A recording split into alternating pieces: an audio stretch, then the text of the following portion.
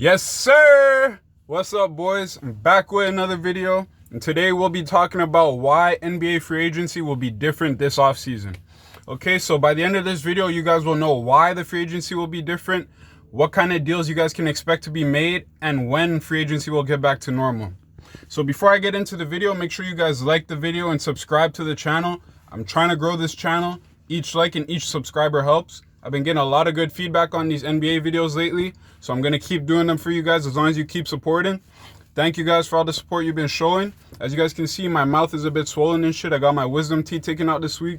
I've been throwing up all morning, but I do this shit for y'all. I don't give a fuck. The grind doesn't stop. I'm not mentioning this shit to get any sympathy. I'm just letting y'all know I'm dedicated to doing these videos for y'all. If I'm throwing up, I'm sick, I'm in bed ill, it doesn't matter. I'm gonna put that video up from the fucking hospital bed for y'all. So let's get straight into it. As I said, I've been following NBA for 2 decades now, so no more delay. Let's get straight into it. So NBA free agency is gonna be different this offseason for a couple reasons. Number one, so the salary cap is going to be lower than teams had expected going into the offseason. The reason for that is a couple of reasons. Number one, Daryl Morey, the former Houston Rockets GM, he just resigned this past week. He got into a situation with China and Hong Kong. Pretty much, he made a statement, and it was pretty much like negative talk towards China. It was a political statement, a negative political statement towards China. And China didn't like that, so they retaliated by cutting all ties with the NBA. They don't stream NBA games in China right now, so it's kind of like they're kind of not on good terms right now. This is not going to be a forever thing. It's just at the moment, China's not fucking with the NBA. Because of that, the NBA lost a major source of revenue. China is one of their biggest markets outside of America. As you guys see, like Yao Ming is one of the reasons why China is such a big market. He opened it up to China. He opened the NBA up to China, him and Kobe Bryant. But yeah, so NBA is losing a lot of money from that China shit. And the second reason is because of the fucking pandemic.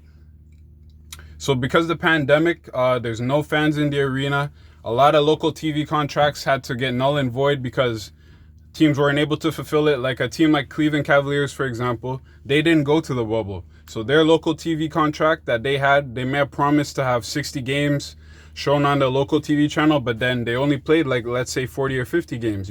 So they're not going to get that money from that TV contract. So those two things in combination, like I said, the no fans in the arena, the China Daryl Morey thing, and the pandemic, yeah, that's all causing the salary cap to be lower next year than the teams had expected.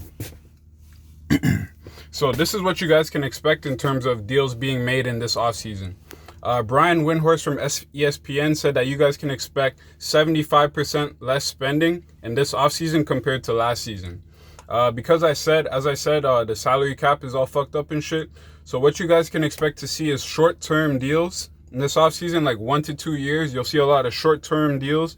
You're going to see a lot of players staying with their teams. You're going to see a lot of players picking up their player options, a lot of teams picking up team options, shit like that. Like, for example, in free agency, you're used to seeing a lot of big names, but this free agency, the biggest name you might see sign a deal is Fred VanVleet, maybe to like a $20 to $25 million per year contract, multi-year. I know the Raptors are trying to keep him, but I'm not going to get into the Raptors right now. But yeah, so what you guys can expect is short-term deals, players picking up their player options and shit like that, and players staying with the same team.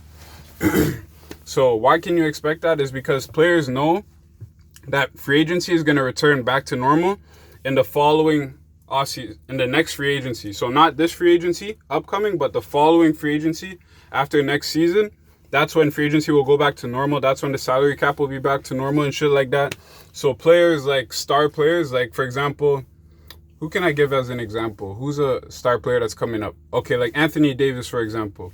Anthony Davis is not going to sign a multi-year contract this year. If anything, it'll be 1 to 2 years max, because he knows the salary cap is going to be higher and he can sign for more money next season or the following season. So expect free agency to get back to normal in the 2022 offseason or 2021 offseason, not this season. All right, guys? So that's it. That's all I had for you guys, I think. Let me check my notes. Yeah, so 2021 free agency, expect that to be a lot better. We're going to have Giannis as a free agent. LeBron will be a free agent. Kawhi, Paul George, Victor Oladipo, just to name a few. Pandemic will be under control by then. We'll probably have fans back in the arena. So look forward to next year's free agency. This one's going to be kind of dead, but still going to have a few moves here and there. Anyways, that's it. Make sure you guys like and subscribe the video. I got y'all. Let me know what y'all want to see next. All right, peace.